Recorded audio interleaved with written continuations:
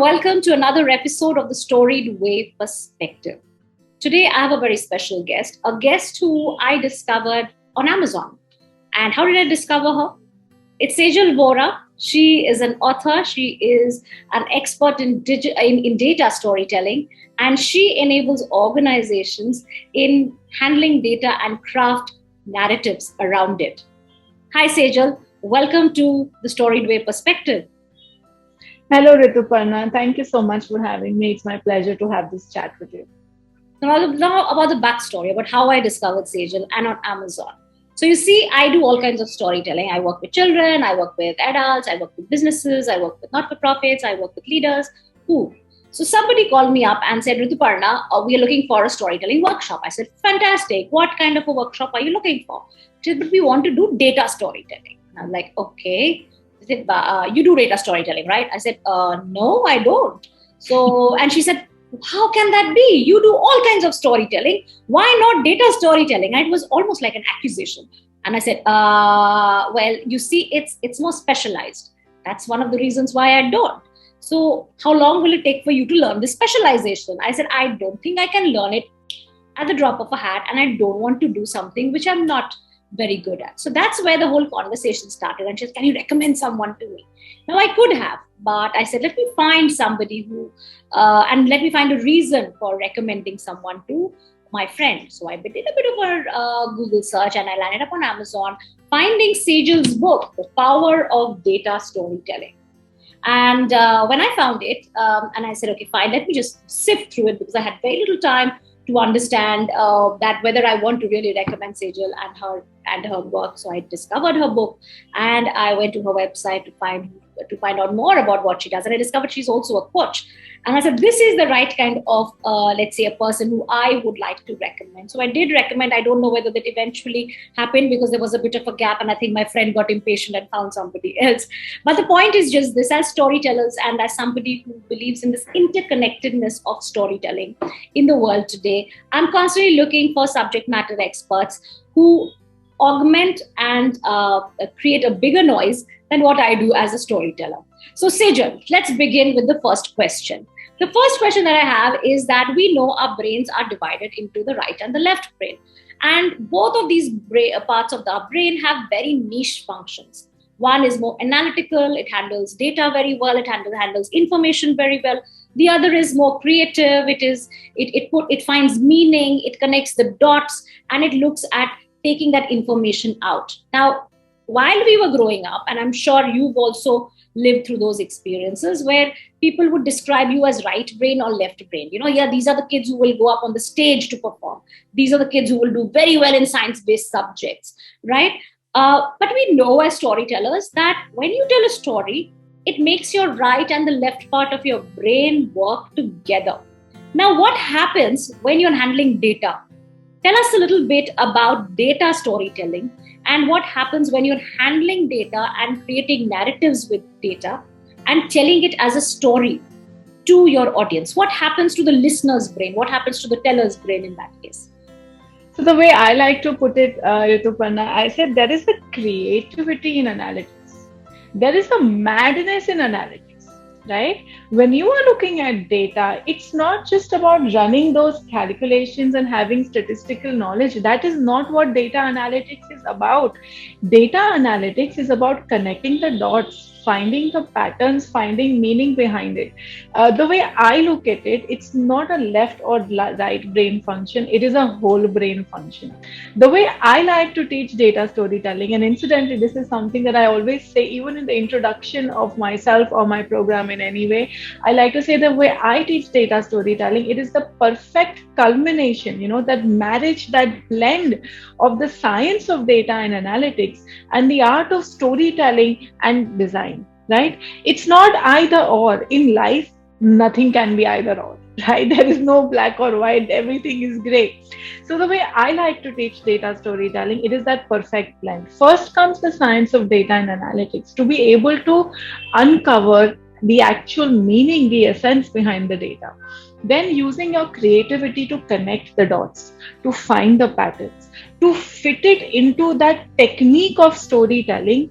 And because data storytelling emphasizes a lot on visual design, it's also the creativity of visual design. So actually there are three clear parts in the way I teach data storytelling.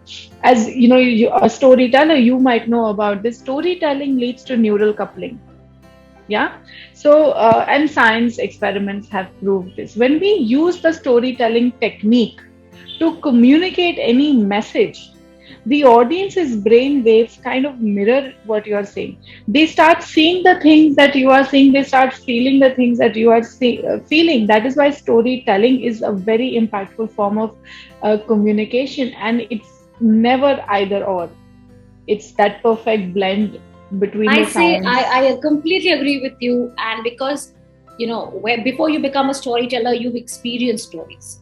And I'm sure that's pretty much with you too. Whether we've watched a film, we've read a book, we've heard somebody tell an amazing story, you watch visuals, you start to draw meaning, you start to interpret it, and you begin to analyze what it really means.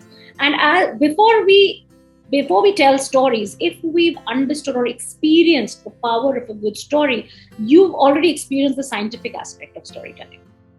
What When you become a storyteller, you sort of look at understanding the artistic part of a story.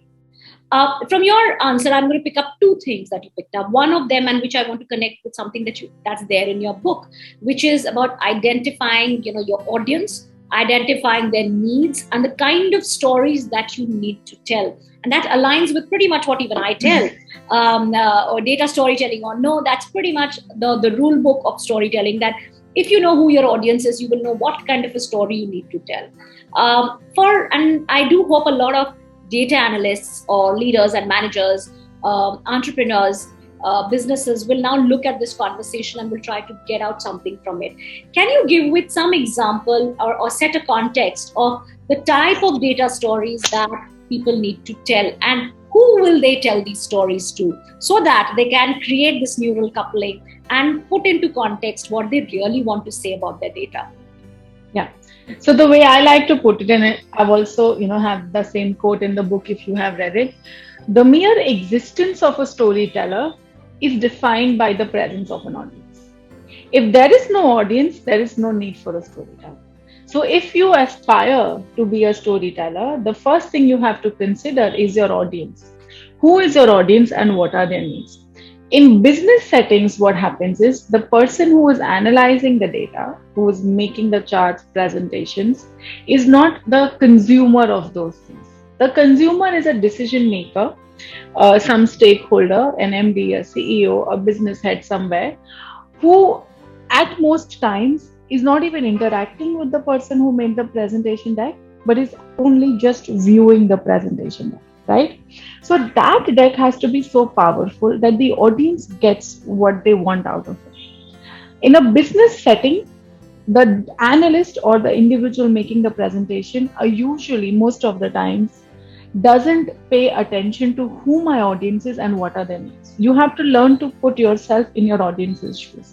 As an analyst, I know what an analyst feels like. The numbers, I say, is like a treasure hunt. It is very easy to get lost into it. This seems interesting, that seems interesting, I want to do this, but it's not about me. You have to hold yourself back. You have to understand who your audience is in the sense of the job profile, the designation, the roles, the responsibilities that come with it, right? What is the decision that your audience is looking to make?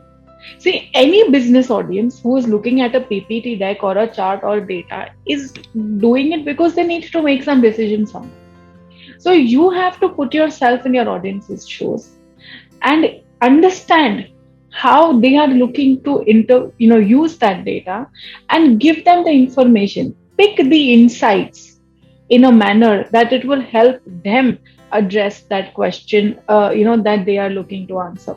A lot of times in organizations, employees tend to have a very narrow focus. It's just about the job they are doing, and that is why they fail to address the needs of the stakeholders. So you need to broaden your vision, It's not about you, the person making the slide decks or the presentation.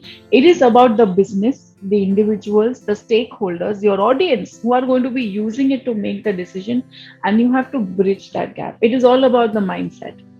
And knowledge, I say, is very important. The storytelling technique is one piece, but you need to have the knowledge first of what your audience needs, to then be able to incorporate that technique to fit that information and provide it to them on the platter. I absolutely agree with you. And you, again, it's wonderful that our questions are sort of being nested. The question that naturally arises from what you just said is that bringing in context of why that data is important, and that the person who is hearing your presentation may be a decision maker. But if you do not have a wider vision or wider understanding of why that data is important for that decision maker will not be able to decide appropriately. Now there are the place from where I am coming, and maybe you can also verify it, and tell me that it is a drawback of how organizations are built. Decision makers are looking for information to base their decision on or their strategies on. The one who's handling the data is unable to convey in critical matters and that person may not know as much about the organization, or the organization, the way it's structured, the way it needs to grow, may not be at a decision making level, but is at a level which only understand this is my role and my function. So somewhere at the end of the day, understanding the scope of why my work is very important, and I need to go beyond the scope of my job to understand the nature of our business and see this data has relevance there. So somewhere you need to grow out of your little cabin or a little cubicle and see where your vision, where your organization is headed. As a strategic storyteller and someone who talks about creating storytelling cultures within organization, I'm somebody who will say that please humanize your organization. Humanize what you are doing, create structures, have conversations, say the relevance of every business decision that you're making, let it trickle down so even your janitor can tell what you are doing. As long as he understands it in the vocabulary that he needs to understand, they will know where your organization is going. So therefore, this person who only is handling data and can only say this is how much we've grown, this is what we've done in first quarter, second quarter, third quarter, this is where we've dropped, this is what the numbers are saying, but will not be able to connect the dots to say that, tell that story. So that person's job is incomplete, right? We also know that stories are relevant when they set a context, when they have emotions, and when they are humanizing the problem or the learning or the indication that it's coming out, about characters and how are they responding. And I see that in your book as very well, how you explain that to people. So let's assume we have a data analyst watching this, again for that person, how do you inspire them to look for a story within the numbers? So that they identify the context, the problem, the aha moment that you talk about in your book. What are the things that they need to spot while looking inside numbers and Excel sheets? So the twist in the tail there, Rituparna, is that the numbers in front of you is not where the story lies. The story lies beyond that data set, right? So analysts and anybody who's working with data today tends to focus only on that Excel sheet in front of you. These are the numbers. Isme, I want to do this calculation, that calculation, I want to find this, find that. No. The data in front of you only throws questions. The answers lie beyond the data set. And that is again where I say knowledge is important. That ownership, that initiative, that fire from inside to find the story, to give my audience what they want, is something that those people working with their data have to build in themselves. And which is why I always say in my training programs to all my clients, when I get into a meeting, I say, I will not only teach your people the skills in terms of data storytelling, I will inspire them to put it into application. Till the time it doesn't come from within, It's not going to happen, right? So the biggest mistake is to focus on the Excel sheet. The answers are not in the Excel sheet. The Excel sheet is just the beginning point. It will just tell you this number is off. It will just tell you this number is relatively higher than everything else. It will just show you this number has dipped while the others have not. That's all the Excel sheet can tell you. Why the number is what it is? That answer is not in the data set. That answer lies beyond the data set, right? And in my training program, I do this whole section of building the story, where I teach my copyrighted story wheel framework that you would have seen in the book already. It so beautifully, weaves in a structural way of sifting through that data. Like, how to begin with the audience, then how to, analyze the data, to find the characters, events, then find the aha moment of your story, and then lead it to a conclusion and ending, which is more recommendation style, which is more like a call to action, right? So I think to answer your question, what should the analyst look for in the numbers? They need to widen the scope. The numbers in front of them only raise questions. The answers lie beyond them, for which they need knowledge, domain knowledge, business knowledge, everything that is happening in the world. I say, even if something happening on Mars is relevant to you, you should be aware of that. And how that impacts your numbers is where the story behind the numbers is actually being created. At the same time, we also know that, like you mentioned, this was the previous question. I said I have two things to ask you from that, is about now the telling aspect of it. We know that there is a data, that the data may not have a story. You have to spot it, you have to create that narrative, and then it's about communicating that.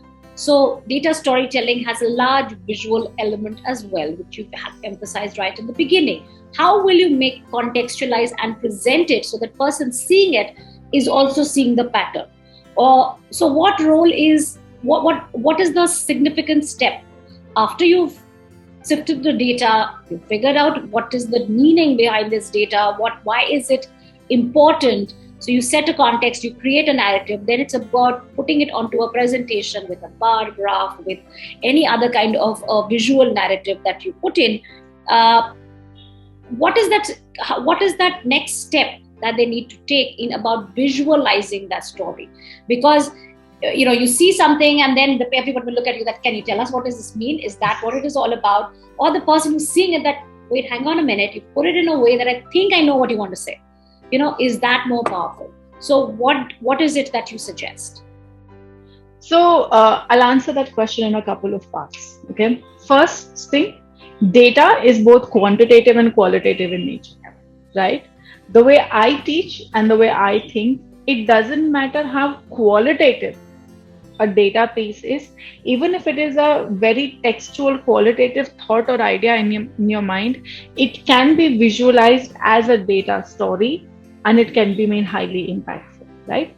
So we address these two segments into separate manners, because when your data is quantitative in nature, we use more of the charts to represent quantitative nature of data. And when your data is qualitative in nature, charts don't recognize text. We use more of infographic style stories. So these are both the different concepts that we address. Once the second part to it now, once you are ready with your story, the message, I always say stories are built here. Most of the times people don't have the clarity here. And which is why I insist. And my tagline is, I will change the way you think and communicate with data, right? It's because it's not about the tool, it's about here. So stories are built here first. Once your story is built here, and then you want to do the knowledge transfer, for quantitative data, we use charts. For charts, the biggest challenge is line chart, bar chart, pie chart. The world begins and ends over there. And that's not how we need to see it. Also, most people think of charts as a means to visually represent the data. And that is why they are making the biggest mistake. What they are doing right now is what I call data dumps. Any chart that your audience needs to analyze themselves is a data dump. What is the definition of a data story? A slide, a chart that is self-explanatory. Few seconds on the slide or the chart, and when I get the message that's in your head, that is the time it is a data story. So there are a couple of parts to it. Number one is a chart selection. You have to understand which chart is best for what type of narrative. A bar chart, for example, which is the most commonly used chart, is from a narrative perspective useful only for a single series of data. The moment you put more than one series, it's a data dump. I would say don't make me do mental math as an audience, right? So there is this chart selection guide that we use first to identify the chart. Once the chart is inserted, the story is not complete. The story needs to be weaved onto the chart. You have to pay attention to setting the context on a chart or a slide deck as a whole. Your key insights have to stand out on the chart. It has to be self-explanatory. I say in your face, unmissable. Yeah, and you have to have clear conclusions. So this is how we go about building the stories on charts. It's about splitting data into quantitative, qualitative. That's how you begin from there. B, stories are built here. Till the time we don't have the clarity of the message here, it's never going to come out on the piece of paper. C, what we are doing right now is data dump. We need to shift that from stop using charts to just visually represent data, but start telling stories. And how do we do that? D, select the right chart type, make your story shine is what I say, and then make a good looking, well formatted chart. Fantastic. You also talk about story arcs, and in your approach to story arcs, you talk about the fact that data stories don't follow the traditional arc of, they will have the same plot elements, but they don't flow in the same way. And to identify the appropriate story arc, and I think you borrowed from Kurt Vonnegut's Shape of Stories. So, in a nutshell, a lot of people don't understand what a story arc is, may not know it as well, and may not be aware that there are different story arcs within data storytelling. Why don't you explain that to people? So I like to make it simple. Okay, so I explain in very simple language. I always say I'm not teaching rocket science. What I'm teaching is very simple. So the way I explain a story arc is that it's about the journey of a number. That's all that it is. Yeah, it's not about the fact of what the way people are communicating today. They just say revenue was 500 and revenue increased to 600. Job done. Presentation over.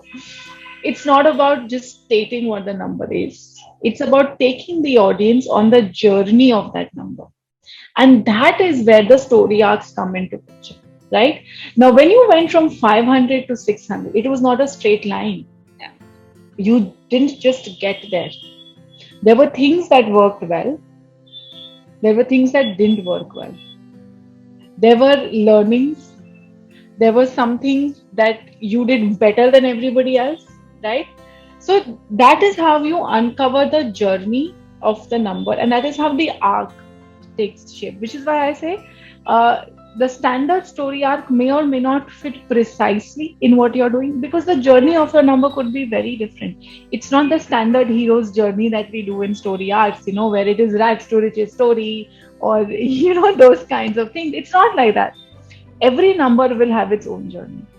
So the only thing I request people to keep in mind is you have the beginning point, you have the ending point. That is set.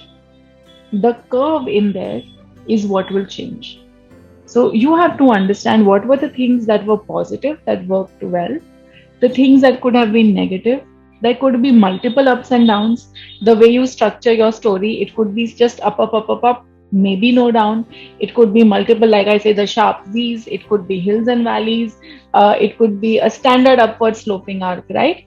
So that journey differs with every number. Sometimes you could have a combination of couple depending on, the breadth of your story. So the only thing to bear in mind is data storytelling is not about telling the audience what the number is.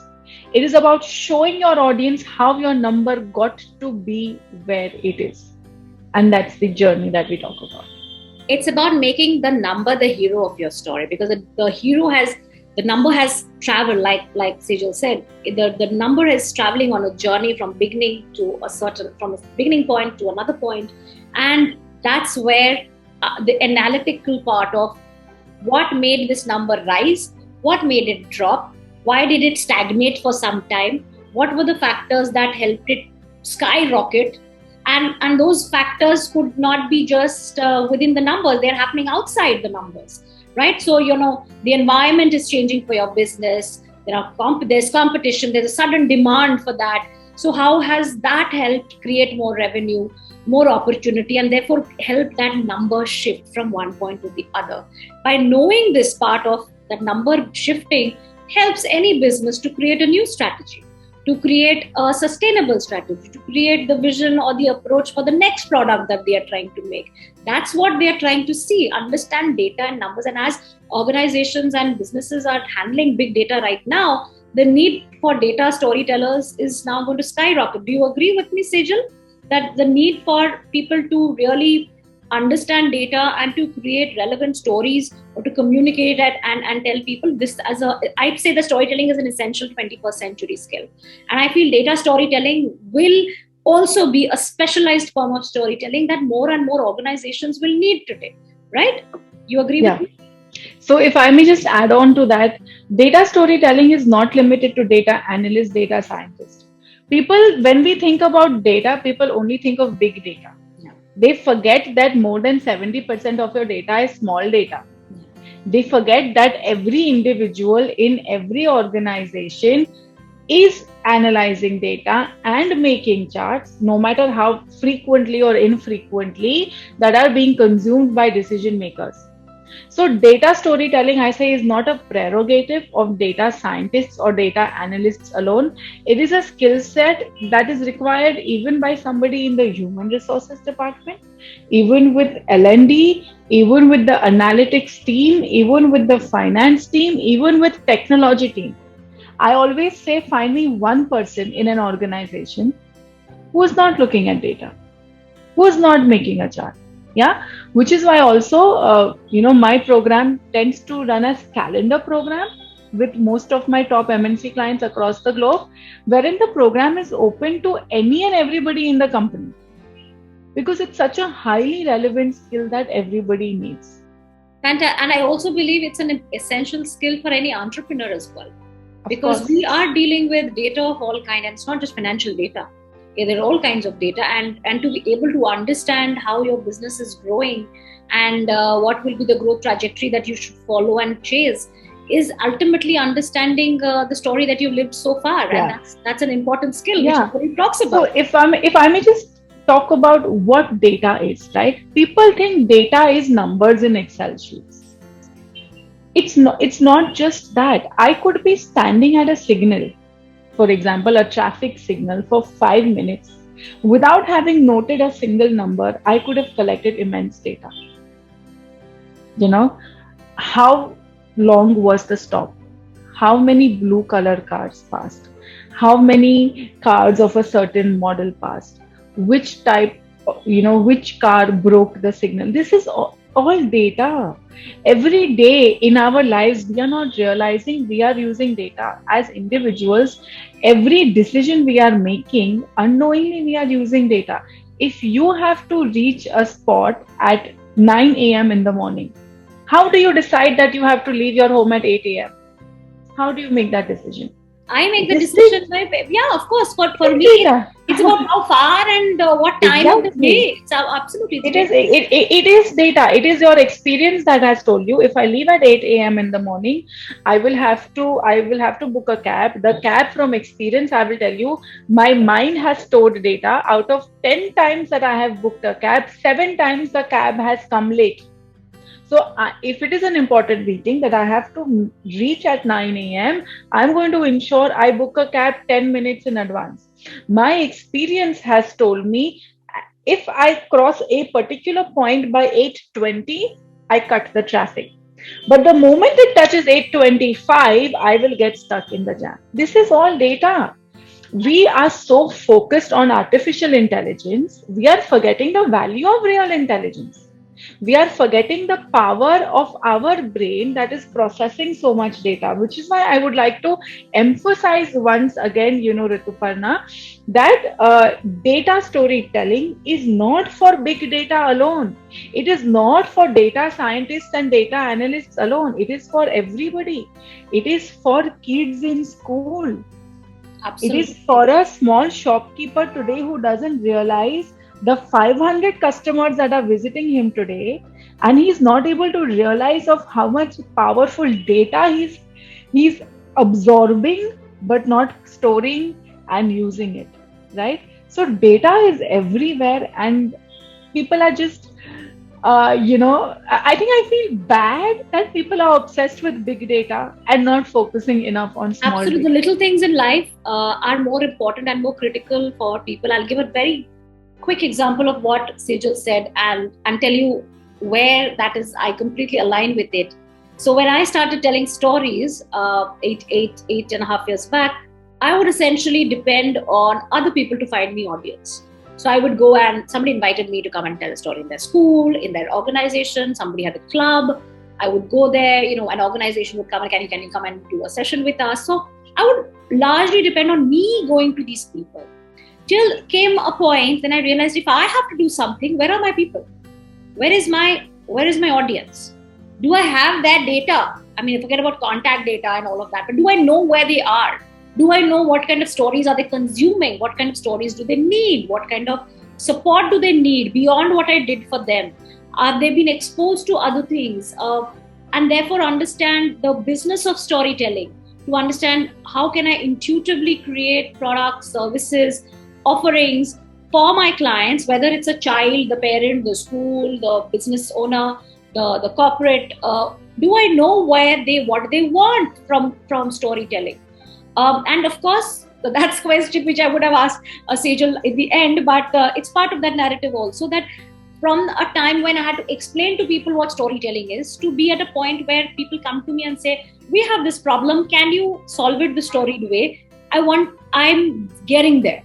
But this data, this information of how this ecosystem has evolved, how this intelligence has evolved, is also this lack of data which I had for a very long time. And I said, I know, but I can't put my finger on it. And that stopped me from growing my business, from working intuitively, knowing where I want to take my work, right? Till I started investing in finding all of this. And then using it to give it form, structure, telling people, if somebody asked me that, can you tell me who are the other businesses and how are they using storytelling? I would only know of my clients and not go beyond that. Right? Today, I'm now using that intelligence to tell people, and that's again, I'm processing data, right? For them, to tell them what has storytelling been. And again, if somebody asks you, what is my return of investment of storytelling? I give you X amount of money to come and train my people. What will it generate for us? So to be able to quantify it or in a qualitative or a quantified manner, I will still have to analyze some kind of data. So yes, we are all doing data storytelling, or we need to process data in some form or the other to give it shape, form, meaning, and communicate it to our listeners. My question, Sejal, between all of my little story about why and how I've faced the need to understand data storytelling is, do you need to tell people about data storytelling and what it is and how is it different from storytelling? So the term data storytelling and data visualization has kind of seeped in, and people are familiar with the term, at least in the corporate world, not so beyond that. But what is it is still a big question mark. So yes, I think I have been a pioneer in this data storytelling field in India, at least. I'm the only author, with a book on this topic, and I think from the last over 5-6 years, I have been educating people. I'm still educating people on what data storytelling is, but the awareness today is definitely better than what it was 5 to 6 years ago. But it's as you know, anything new that you're bringing it takes a while to become a part of the mainstream culture. And when you're doing something niche, I think it comes with the territory. Oh, of course it does. Of course it does. And like in the case of a data has to cover a journey for it to get from one point to the other. Pretty much like with all forms of specialized storytelling or storytellers' own journeys of creating that impact and that ripple through the ecosystem, I think will also take its own sweet time. So this is the book that Sejal has written. The link to this book is going to be in the description below. So go ahead and find Sejal if you're looking for anything to do with data storytelling, because she's your go-to person for that. And I would like to say thank you, Sejal, because I agree you're the first published author who's got a complete book on data storytelling. There are books on storytelling which cover a chapter of data storytelling, and I've seen that, and that's the reason why I did not want to really, like I said, point people to people who have a chapter on data storytelling, which is the chapter which even I could have written if I was writing the book. But I wanted to look for somebody who has experienced it, done it, understood it, and has also, I see the kind of design and approach the person has as far as teaching data storytelling is concerned. And I'm pretty energized by what your book has. So all the very best to you. And thank you so much for taking our time to have this conversation with me. Did you enjoy yourself? Thank you so much, Rituparna. Of course, I enjoyed myself. As storytellers, as trainers, communication, talking, interacting with people, I think it is one of the biggest perks, of our job. So thank you for giving me this opportunity. I thoroughly enjoyed this session. To share tidbits about data storytelling, I think, I was talking, a while ago, it's making that little difference in people's lives. That gives me the biggest satisfaction. So somewhere, if this touches some people and it makes a little difference in their lives, I think you and I have achieved our objective. Oh yes, we are here. Don't worry, or both of us are here as far as storytellers are concerned. We'll keep making changes in people's lives, in their businesses, in the way they navigate their world. So keep coming back to us and keep following the StoryBag perspective, because we'd love to hear from you if you're liking these conversations. And if you'd like some more niche conversation around storytelling, or a type of storytelling, or a type of storyteller that you'd like to hear from, please write to me, because that's what I love doing. I love to talk to people like Sejal who have various different approaches to storytelling. And that's my moot objective of the Storied Way, is to try and string together this beautiful world of storytelling and how bring this interconnectedness of stories in our lives. We are always surrounded by stories. And no matter who you are, no matter what you do in your business, in your life, in your profession, you are in the midst of a story. You have the ability to tell a story. You have the ability to use a story for a strategic purpose, for a personal gain, for internal growth as well. So find that story and tell it well. And for all the help that you need, you have people like Sejal, like me, and everyone else who you've met along the Storied Way perspective to answer your queries. So until the next episode, thank you so much for watching.